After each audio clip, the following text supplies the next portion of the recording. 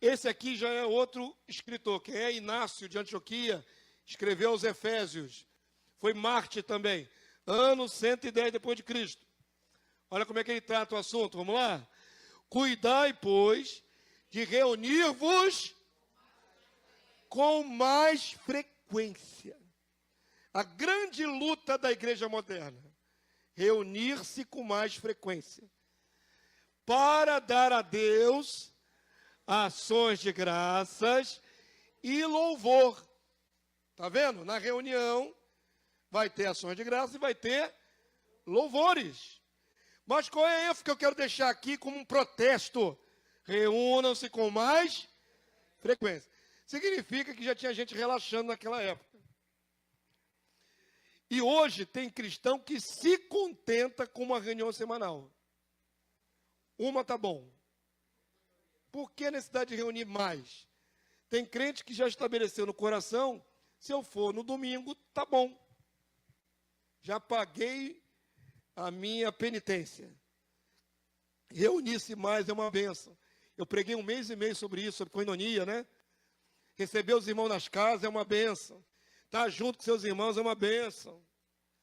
Irmãos, comunhão é uma bênção. Para adorar a Deus, então, para glorificar a Deus melhor ainda. Não restrinja no seu coração. Eu só preciso ir no dia do culto. Não restrinja isso no seu coração. É errado. Eu li outras coisas na igreja primitiva que falavam sobre isso. Até um dos pais primitivos falava, se reúnam mais para se fortalecerem. Porque o diabo peleja. Quem tem mais chance de prevalecer contra o diabo? Um indivíduo ou uma congregação? Uma congregação lutando junta. Então, hoje é uma cultura inversa. Eu só preciso ir uma vez na igreja na semana. Isso é um erro. A igreja primitiva valorizava e estimulava reunir-se mais vezes. Amém, irmãos? Pois, vamos lá, quando vos reunis com frequência, aqui, ó, abatem-se as forças de Satanás. Qual é o efeito de estar mais reunido fazendo culto? Prevalecer contra as forças do diabo. E desfaz-se o malefício pela vossa união na fé. Igreja junta é um poder imenso. Quando está junto. Um cristão sozinho é um indivíduo, lutando contra as mesmas forças espirituais. Nada melhor que a paz que aniquila toda a guerra de poderes terrestres e celestes. Amém, queridos? Aprenderam com o bispo primitivo que deu a vida por Cristo? Reúnam-se com mais frequência. Tem mais poder quando está todo mundo junto. Simples assim. O indivíduo sozinho lutando contra as forças do diabo é uma coisa. A igreja junto é outra coisa. Conseguiram aprender o benefício das reuniões? Avança aí para mim. Ele perguntou lá, no Pentecostes, se a igreja não tivesse reunida em oração, como é que ia ser? Não é? Se Deus tivesse o propósito de iniciar a igreja de qualquer maneira, ia ter que levantar os caras separados, cada um na sua casa. Sem contar que o corpo cura o corpo pelo poder da cabeça. O cabeça é Cristo. Mas quem é que ministra a cura? Está alguém entre vós doente? Chame quem? Cristo. O Senhor está no céu, intercedendo por nós. Chama quem para orar sobre o enfermo? O corpo, parte do corpo. Chama os presbíteros e faça uma oração sobre ele.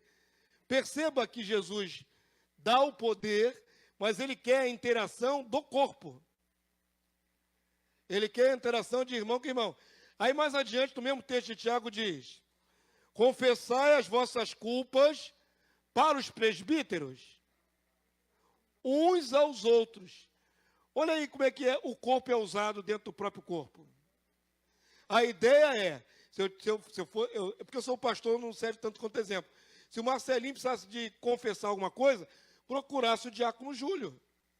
Ele confessa, Júlio orienta, abençoa, alivia o coração do Marcelo.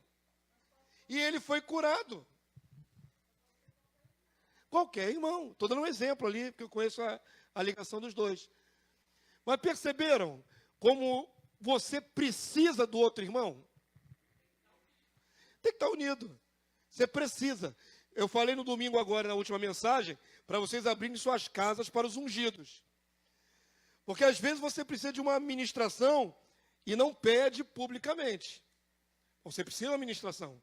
Está angustiado, está, sei lá, ansioso por algum problema, está com uma enfermidade. Qual a probabilidade que você tem de você estando com uma enfermidade e ficando calado, que você seja abençoado por alguém? Qual é a probabilidade? Não diminui? Muito. Agora, se você está dentro de um grupo, ou pelo menos esse grupo vai na sua casa, e você partilha com ele, qual é a probabilidade que esse grupo se manifeste em favor de você, impondo as mãos e abençoando sua vida, te curando? Se você traz os ungidos para perto de você, tem mais chance de você ser curado, abençoado. Para isso nos unimos. Se você repele os irmãos, não gosta, não quero ninguém na minha casa, problema teu. Fica isolado, boboca. Trouxa, perde a bênção. Vai ficar pelejando sozinho. O irmão Inácio, o bispo Inácio falou, é para vencer as forças do diabo, que não são fracas, tem muito demônio por aí afora. Então, queridos, percebam a bênção que é estar junto com os irmãos. Favoreçam isso, abram suas casas, recebam. Troquem almoços, troquem jantares, troquem figurinha, ele falou ali figurinha, uma metáfora. Favoreça estar junto com os irmãos. É bom, é salutar, é fortalecedor, tem oportunidade de bênção. Só em você abrir sua casa para os seus irmãos é bênção. Bati na tecla tantas vezes esse mês, e agora estou aqui usando a igreja primitiva para mostrar o mesmo princípio. A igreja, os membros do corpo precisam uns dos outros. E aí Tiago diz, a oração de um justo pode muito nos seus efeitos. Mas não é um justo na sua casa. É aquele justo que está junto do contexto que abençoou o seu irmão, curou o seu irmão. Olha a sequência. Você confessou para o seu irmão, ou seja, está com mais alguém. E ali aquele justo orou sobre a sua vida. Esse é o contexto. Não tem nada de individualismo, isolacionismo, nada disso. É dentro da comunhão que a oração de um justo pode muito seus efeitos. Não está falando para você na sua casa ficar orando pelo justo. Não é esse o contexto. É na comunhão dos santos que a oração de um justo pode muito nos seus efeitos. Que deve ter mais de um justo naquela reunião. Amém? Tudo que se acumula tem mais força, né? Tudo que se acumula tem mais força. Então a ideia, queridos, é que vocês amem estar junto com os irmãos. É bom. Não é uma coisa só de prazer pessoal, entretenimento. Não é isso, é bom espiritualmente estar com os irmãos. É onde nós nos fortalecemos, é onde nós somos abençoados. Quantos de relatos eu já vi nesses 23 anos de pastoreio, eu sou pastor há 23 anos, de irmãos enfraquecidos na fé. Eu estou enfraquecido. Qual é o maior erro desses irmãos quando estão enfraquecidos na fé? Se isolam da igreja. O enfraquecido na fé dá um tiro no próprio pé quando ele sai da igreja. Se você está se sentindo mais fraco na sua fé, você não tem que sair da igreja. Pelo contrário, você tem que buscar ajuda e apoio na igreja. É no meio da congregação que você é fortalecido.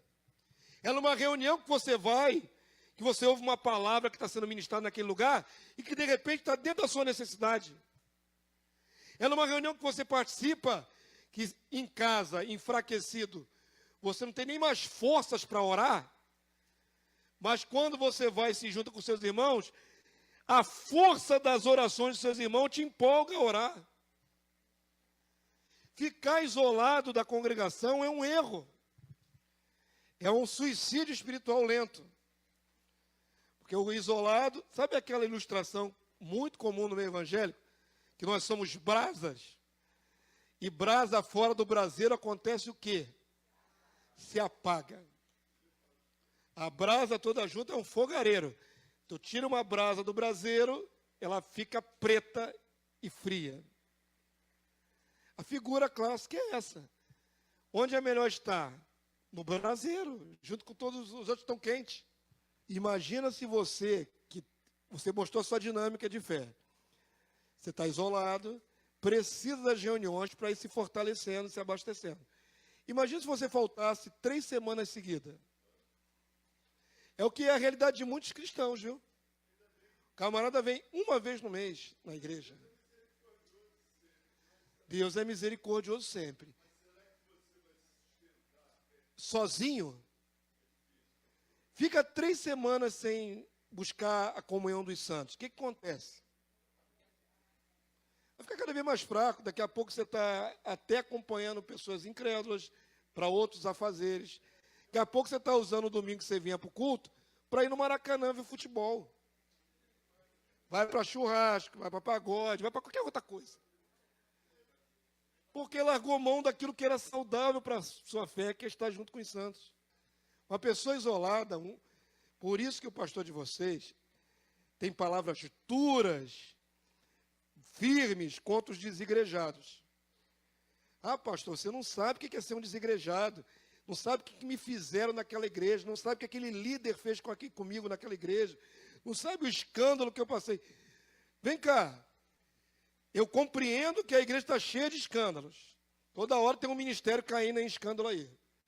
Compreendo isso, é um tempo de apostasia. Mas Deus não tem homens de Deus aos quais você possa recorrer para congregar. Só tem pilantra, só tem inescrupuloso, só tem lobo. Não existem homens fiéis, não existem homens de Deus que se dedicam às ovelhas. Eu acho que quando uma pessoa resolve ficar desigrejada porque diz que não tem opção, isso não é verdadeiro. A pessoa pode se ferir, teve uma experiência negativa, foi maltratada por um líder, aí ela se feriu, se trancou, castelo de mágoa, como diz na palavra. Beleza. Passado o processo daquele processo inicial de mágoa, para ela sobreviver espiritualmente, o que ela tem que fazer? Continuar no castelo de mágoa, isolado dentro de casa? Ela vai se fortalecer sozinha? Nunca, irmãos. Ela vai acabar se afastando, esfriando para sempre até, se não morrer espiritualmente. Queridos, entenda, tem sempre um oásis, tem sempre um refúgio. Existe alguma congregação que funciona nos padrões bíblicos. Existe algum líder espiritual que anda correto. Está difícil de achar? Eu compreendo, até acredito. Mas existem. Então, não justifica o cristão ficar dentro de casa, isolado, em depressão, 1 ano, 2 anos sem congregar. Por quê? Procura. Pastor, é difícil achar um homem de Deus decente, um líder, que não seja um mercenário na fé, etc, etc. Mas se acha. Você acha que Deus quer que você morra espiritualmente? O próprio Deus que te ama não pode te conduzir a um aprisco, onde tem um ambiente espiritual saudável? Tem que ter, gente. Tem que ter. Eu não estou falando aqui da filha do rei, não. Eu procuro que essa casa seja saudável para todas as ovelhas. Eu procuro não ser um pastor tóxico, está tão em moda, pastor tóxico. Eu não sou um pastor tóxico. Procuro ser uma bênção na vida de vocês. Mas não estou falando da filha do reino, não. Eu acredito que existem muitos outros ministérios e igrejas de homens sérios. De que Deus separou para guiar suas ovelhas. Então, a opção de ficar desigrejado é uma opção. Não é a ordem do Senhor. Diga, minha irmã.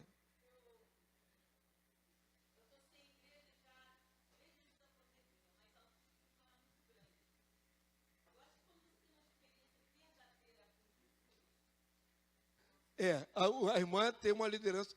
O seu negócio é com Jesus. Mas dá para ficar só com a cabeça sem o corpo?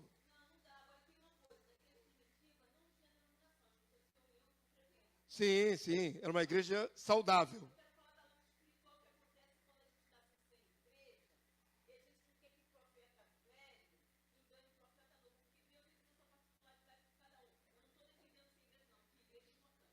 Igreja não é... Eu vou dizer para as irmãs, eu vou aproveitar esse gancho. Igreja não é importante. Cristo morreu pela igreja. Não tem como você dizer, eu amo a cabeça e não amo o corpo. Cristo morreu pela igreja. A igreja não é importante para você como indivíduo. A igreja é o fruto do penoso trabalho de Cristo.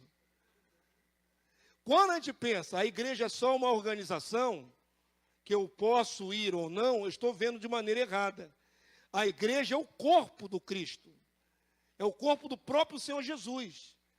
A extensão dele na terra.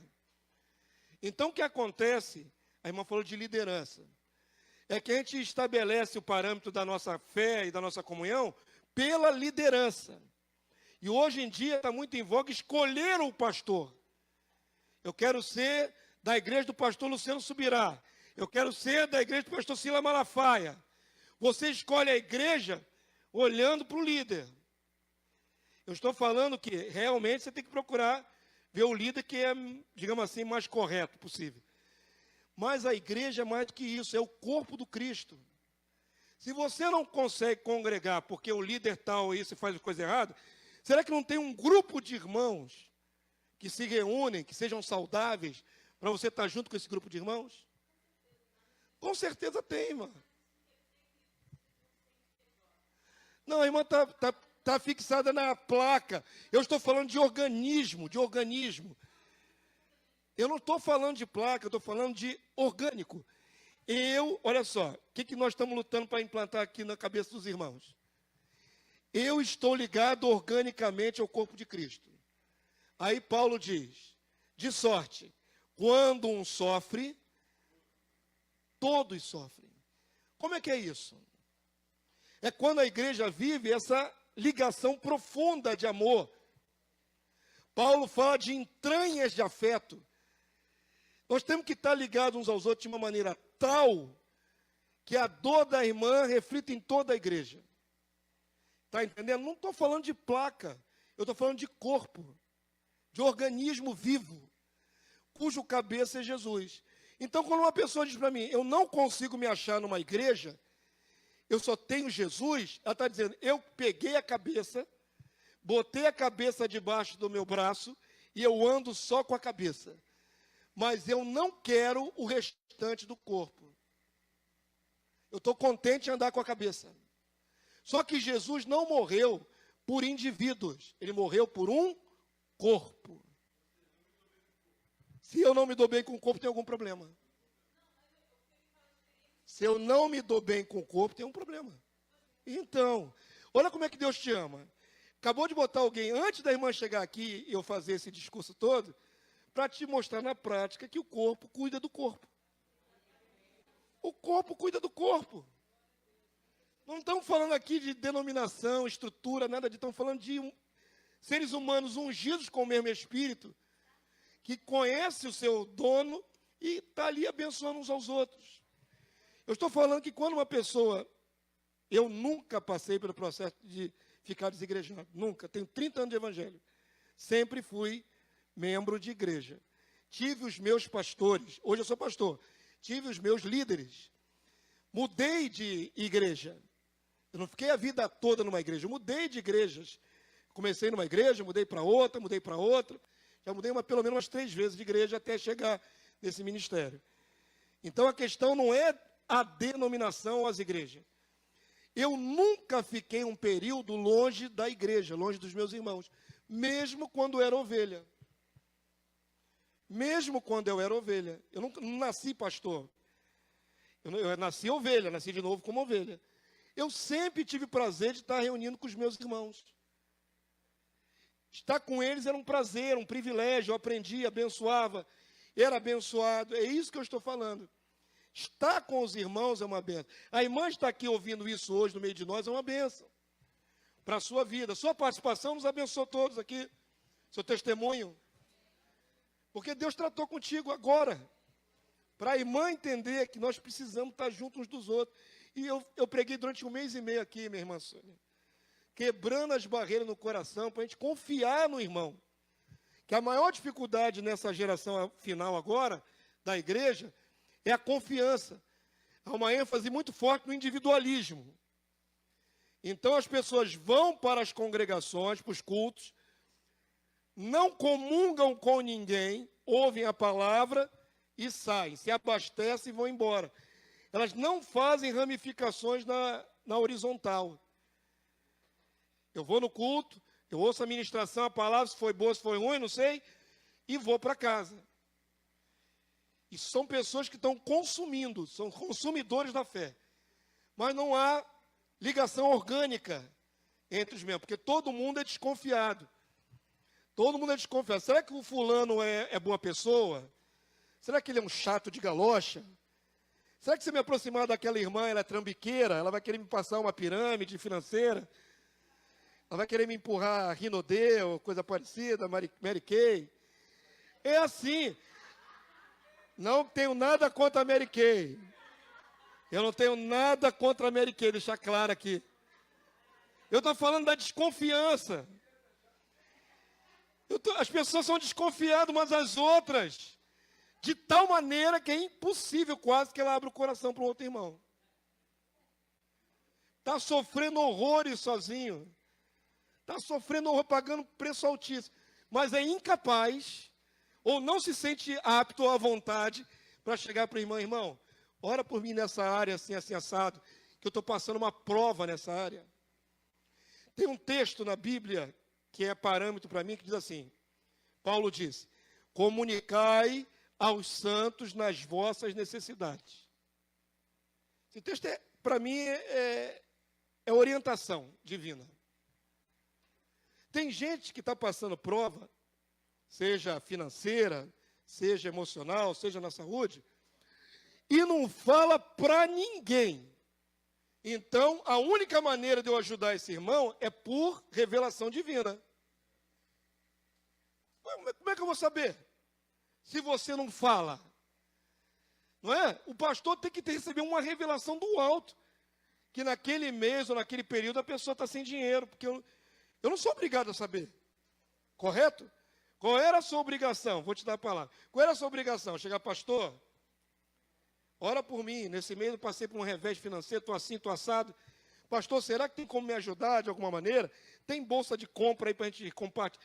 Como é que eu vou saber que você está passando uma penúria? Por adivinhação? Não, tem que ser por revelação. Porque as pessoas não comunicam aos santos as suas necessidades. Comunicai, ó, fala. Qual é a sua necessidade? Para que a gente possa ajudar. Nós somos muito individualistas. Muito. Fora do padrão que o Senhor queria. Amai-vos uns aos outros. Fora do padrão. E eu estou batendo nessa tecla. E a lição me deu gancho agora para falar de novo sobre isso. Nós precisamos quebrar as barreiras. Tem que ter liberdade de chegar para o seu irmão sem medo. Pessoas que você conhece, o caminhar. Você sabe que é uma pessoa íntegra, uma pessoa espiritual. E dizer para ela as suas necessidades. Talvez tenha sofrido aí com vício em pornografia. Como é que nós vamos saber? Isso é uma coisa absolutamente particular e feita provavelmente às escondidas. Deus sabe. Jesus sabe. Os anjos que acompanham essa pessoa sabem. Mas os seus irmãos não sabem. Tem que chegar para alguém e pedir. Por favor, ora por mim. Alguém de confiança, né? Ora por mim, eu estou com fraqueza nessa área. Se você não tem ajuda, como é que você vai se livrar dessa situação? É lógico que Jesus intercede por nós, ok? Jesus vive, individualmente somos cobertos pela intercessão de Jesus. Mas ele estabeleceu o corpo para que o corpo atue em socorro do próprio corpo. Confessai as vossas faltas uns aos outros e orai uns pelos outros para serdes curados. Jesus não estabeleceu, confesse só para mim, que daqui do alto do céu eu libero a sua bênção. Confesse para os seus irmãos. Atue no corpo, procure socorro no corpo. O corpo vai te ajudar. Quantos entenderam?